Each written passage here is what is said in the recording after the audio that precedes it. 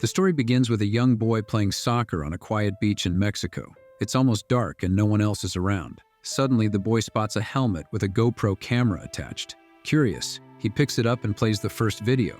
It shows two surfers having a great time in the sun until a huge shark attacks them, tearing them apart. The boy is horrified by their screams and runs away immediately.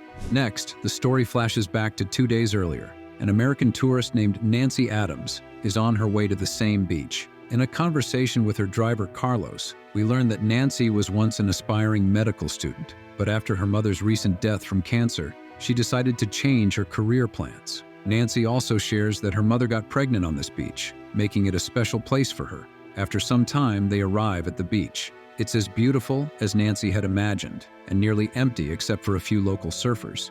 Once the driver leaves, Nancy quickly changes into her swimming gear and readies her surfboard, which belonged to her mother. She then dives into the sea and starts paddling towards the waves. A bit further out, Nancy meets two friendly local surfers. They engage in a brief conversation where one surfer tells her about the dangerous jellyfish in the area. He also mentions that the reef appears only when the tide is low, creating a temporary island. After this exchange, they all start surfing. Nancy proves to be quite skilled, carving through the waves like a pro. A few hours later, the surfers get tired and decide to head back to shore. However, Nancy wants to enjoy the ocean a bit longer and tells them she'll stay for a few more hours. She bids them goodbye and watches them leave. After some time, Nancy heads back to the shore to take a break.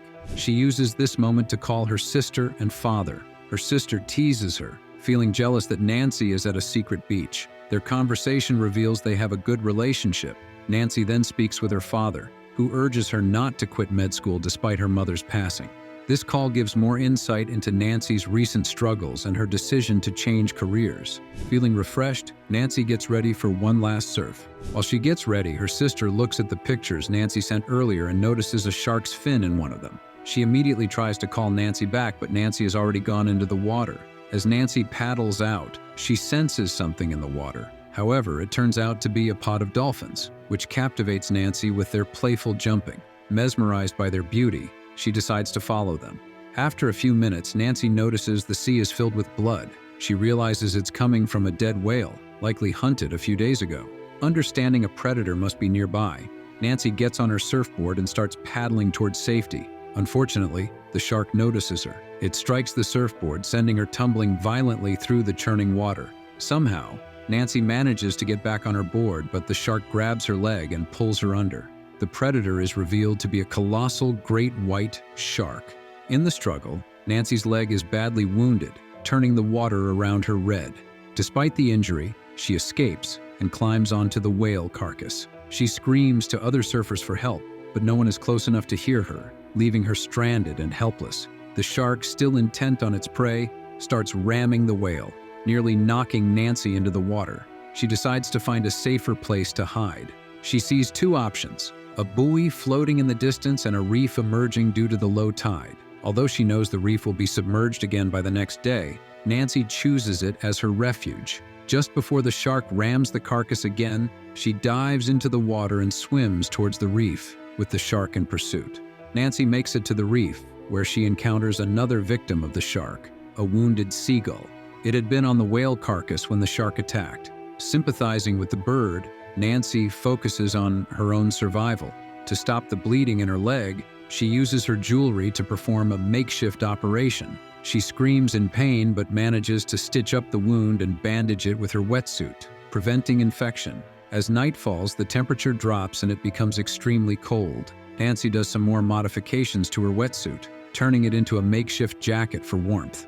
Meanwhile, the resilient seagull looks at Nancy with disapproving eyes, as if thinking she's weak. Later in the night, Nancy and the seagull bond while eating crabs they catch on the reef. At one point, Nancy notices her surfboard floating not too far away. Hoping the shark is gone, she slowly enters the water to retrieve it.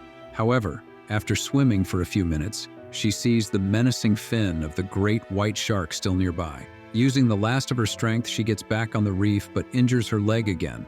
At this point, Nancy feels like giving up. The reef will disappear in a few hours due to the rising tide, and her worsening wound might be fatal. Just then, she spots a ray of hope. A drunk man passed out on the beach. Not far from her, she screams for help. The man wakes up, and Nancy instructs him to use her phone, which is in her bag, to call for help. The man seems to comply, but upon checking the bag, greed takes over. He takes out all her cash, pockets her phone, and prepares to leave. Noticing the surfboard floating in the water, he decides to steal that too. Despite his actions, Nancy repeatedly warns him of the danger. Ignoring her, he wades into the water and reaches the surfboard, but before he can return, the shark attacks and kills him. Nancy can only watch in horror, realizing there is no way out. The next morning, Nancy is woken by water splashes, signaling the rising tide. The reef will sink completely in a few hours, and she needs to find a way to escape. Suddenly, she sees the two surfers from the previous day arriving at the beach. They notice Nancy on the reef and start approaching her on their surfboards. Nancy tries to warn them about the shark, but they think she's joking. Tragically, the shark leaps out of the water and attacks one of the surfers. Witnessing this, his friend panics and swims towards Nancy. He makes it to the reef, but the shark drags him down into the depths before Nancy can pull him up. Nancy is left alone again. Deciding that she has to stay strong to see her family, Nancy is horrified by the sight of the surfer dying in front of her.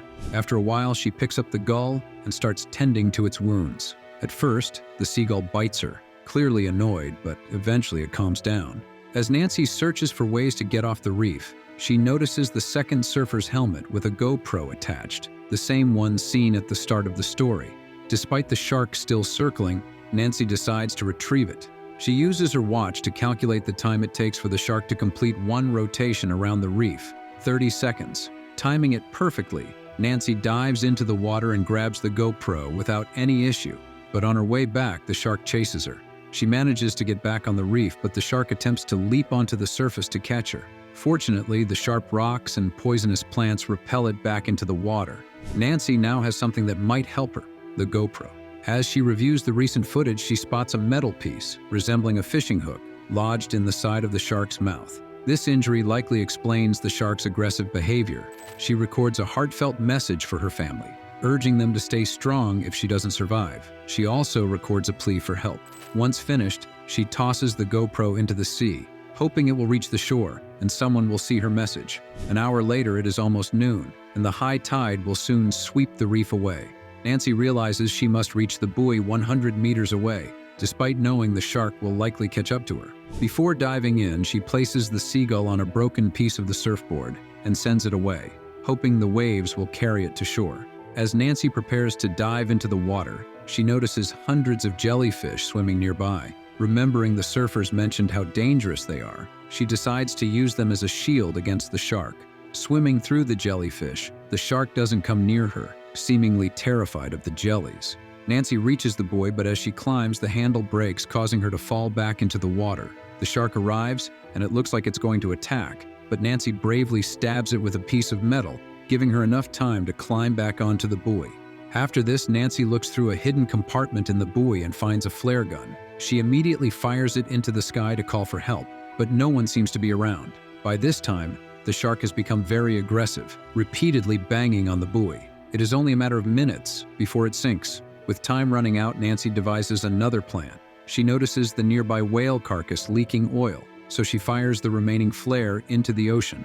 The water ignites, setting the shark on fire. The massive beast struggles for a while, but then dives underwater, extinguishing the flames. It appears nothing can put it down. Meanwhile, on the shore, the boy who was playing soccer at the start of the story finally finds the GoPro. After watching the videos, he runs to call for help. Back at the buoy, the shark has become even more aggressive, constantly ramming it. Bit by bit, it disintegrates the large structure and eventually takes it off balance. Nancy clings on for dear life, with only a small piece of metal between her and the shark. At one point, the buoy goes underwater, and Nancy notices the anchor holding it at the bottom of the sea. The anchor is made of several sharp rods, giving her another idea. While the shark is still attacking the buoy, Nancy disconnects the chain. The heavy chain pulls her towards the ocean floor. The shark notices and follows her. Nancy makes her final move, letting go of the chain at the last second. She misses the sharp anchor by inches, but the shark is not so lucky, getting pierced and killed instantly. In the next moment, the boy arrives with his father, who is the driver from earlier. He spots a lifeless Nancy on the shore and immediately administers CPR. Fortunately, she woke up a few seconds later. Even the gull is there, cheering from the sidelines. As she opens her eyes for a moment, Nancy sees a vision of her mother smiling down at her. Following this, the story cuts to 1 year later. Nancy is at a beach in Texas, healed from her injuries, with only a few scars on her legs. She has resumed her studies and is on her way to becoming a doctor. The story ends with Nancy and her sister jumping into the sea, laughing and smiling. Thanks for watching. Make sure to subscribe and turn on notifications for more videos like this. We've got a lot of great content coming your way. Take care and see you again.